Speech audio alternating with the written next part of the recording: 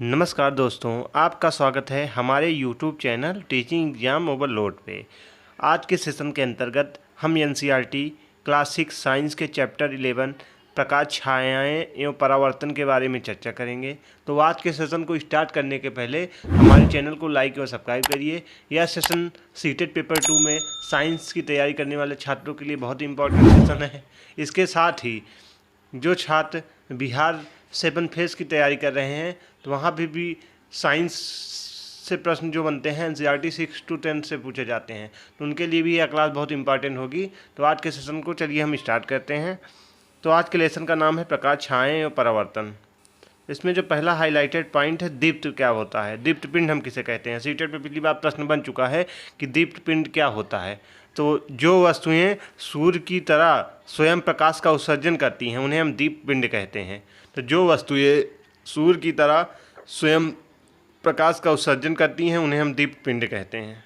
चलिए,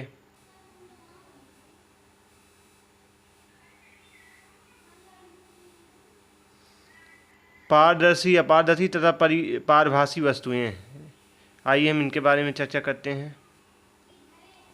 यदि हम किसी वस्तु के आर पार नहीं देख सकते तो वह अपारदर्शी वस्तु है। यदि हम किसी वस्तु के आर पार नहीं देख सकते तो वह अपारदर्शी वस्तु है। यदि आप किसी वस्तु के आर पार देख सकते हैं तो वह वस्तु प्रकाश को अपने अंदर से होकर जाने देती है। ऐसी वस्तुओं को हम पारदर्शी कहते हैं। कुछ वस्तुओं से आर पार देख तो सकते हैं परंतु बहुत स्पष्ट नहीं, ऐसी वस्तुओं को हम पारभासी कहते हैं। तो यहाँ से सीटेट में कई बार प्रश्न बन चुका है, अपारदर्शी किसे कहते हैं, पारदर्शी क्या है, पारभासी क्या है। तो यदि हम किसी वस्तु के आर पार नहीं देख सकते तो वह अपारदर्शी वस्तुएं होती हैं। यदि आप किसी वस्तु के आर पार देख सकते हैं तो वस्तु प्रकाश को अपने अंदर से होकर जाने देती है। ऐसी वस्तुओं को हम पारदर्शी कहते हैं। वहीं कुछ वस्तुएं आर पार देख तो सकते हैं परंतु बहुत स्पष्ट नहीं, ऐसी वस्तुओं को पारभासी कहते हैं। चलिए अगला टॉपिक देखते हैं। अगला टॉपिक है अपनी जगह से सूर्य ग्रहण के समय सूर्य का सूचीछिद्र प्रतिबिंब देखें। सूर्य ग्रहण पहले सूची छिद्र तथा पर्दे को इस तरह व्यवस्थित करें कि सूर्य का प्रतिबिंब पर्दे पर साफ बने। सूर्य ग्रहण का आरंभ होने पर सूर्य का प्रतिबिंब देखें। आप अवलोकन करेंगे कि ग्रहण प्रारंभ होने पर सूर्य के प्रतिबिंब का एक भाग धीरे धीरे काला होता जाता है। हमें सूर्य को सीधे कदापि नहीं देखना चाहिए। चलिए आगे बढ़ते हैं। दर्पण तथा परावर्तन क्या होता है, तो आइए हम इस पे बात करते हैं। तो हम सभी घर पर दर्पणों का प्रयोग करते हैं। आप दर्पण में अपने चेहरे को देखते हैं। जो आप देखते हैं वह दर्पण में आपके चेहरे को परावर्तन है। हम दर्पण के सामने रखी हुई वस्तुओं को परावर्तन भी दर्पण में ही देखते हैं। तो हम सभी घर पर दर्पणों का प्रयोग करते हैं। आप दर्पण में अपने चेहरे को देखते होंगे। जो आप देखते हैं वह दर्पण में आपके चेहरे का परावर्तन होता है। हम दर्पण के सामने रखी हुई वस्तुओं को परावर्तन भी दर्पण में देखते हैं। चलिए, तो आज के लेसन में जो प्रमुख शब्द थे जैसे दीप्त क्या होता है, हमने इस पे चर्चा की। दर्पण क्या होता है, अपारदर्शी क्या होता है, परावर्तन क्या होता है, छाया, पारभासी, पारदर्शी क्या होता है।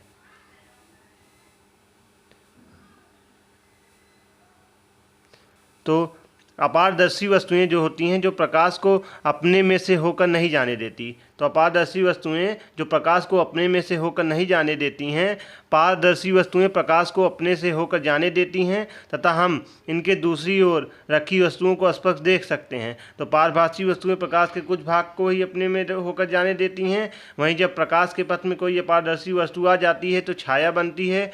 वहीं साधारण सामग्री में सूचीछिद्र कैमरा बनाया जाता है तथा दर्पण उपयोग सूर्य तथा अतिदीप्त वस्तुओं के प्रतिबिंब को देखने में किया जाता है। दर्पण परावर्तन में हमें स्पष्ट प्रतिबिंब प्राप्त होते हैं। प्रतिबिंब छायाओं से अत्यधिक भिन्न होते हैं। प्रकाश सरल रेखा में गमन करता है। तो अपारदर्शी वस्तुएं जो होती हैं जो प्रकाश को अपने ओर से होकर नहीं जाने देती हैं। वहीं पारदर्शी वस्तुएं जो होती हैं वो प्रकाश को अपने में से होकर जाने देती हैं तथा हम इनके हम इनके दूसरी ओर रखी वस्तुओं को स्पष्ट देख सकते हैं। वहीं पारभासी वस्तुएं जो प्रकाश के कुछ भाग को ही अपने से होकर जाने देती हैं। जब प्रकाश के पथ पर कोई अपारदर्शी वस्तुएं आ जाती हैं तो छाया बनती है। साधारणतः सामग्री से सूची सिद्ध कैमरा बनाया जा सकता है तथा इसका उपयोग जो होता है सूर्य तथा अतिदीप्त वस्तुओं के प्रतिबिंब को देखने में किया जा सकता है। दर्पण परावर्तन से हमें स्पष्ट प्रतिबिंब प्राप्त होते हैं तो प्रतिबिंब छायाओं से अत्यधिक भिन्न होते हैं। प्रकाश जो होता है वह सरल रेखा में गमन करता है। तो आज का सेशन यहीं पे समाप्त होता है। आज के सेशन के अंतर्गत हमने एनसीईआरटी क्लास 6 के चैप्टर 11 प्रकाश, छायाएं और परावर्तन के बारे में चर्चा की, जो कि बहुत ही इम्पोर्टेंट सेशन था सीटेट पेपर 2 एवं बिहार शिक्षक भर्ती के लिए। अगर आप सीटेट कि प्रॉपर तरीके से टॉपिक वाइज तैयारी करना चाहते हैं तो हमारे चैनल के जुड़ जाइए, क्योंकि हमारे चैनल पर सीटेट ईवीएस के अंतर्गत एनसीईआरटी का संपूर्ण निचोड़ कराया गया है, जिसमें क्लास 3, 4, 5 के संपूर्ण एनसीईआरटी को पढ़ाया गया है। और वहीं पेपर 2 के अंतर्गत एसएसटी के अंतर्गत हिस्ट्री, जियोग्राफी और पॉलिटी की क्लासेज भी की प्लेलिस्ट बना दी गई हैं, तो आप लोग उसको भी देख सकते हैं। सबकी लिंक मैं डिस्क्रिप्शन में दे दूँगा। यूँ हिंदी की भी क्लासेज स्टार्ट हो गई हैं, तो अगर आप सीटेट की प्रॉपर तरीके से टॉपिक वाइज तैयारी करना चाहते हैं तो हमारे चैनल को लाइक करें, सब्सक्राइब करें। तो आज का सेशन यहीं पे समाप्त करते हैं। कल फिर मिलते हैं किसी नए सेशन के साथ। तब तक हमारे चैनल के साथ बने रहिए। धन्यवाद।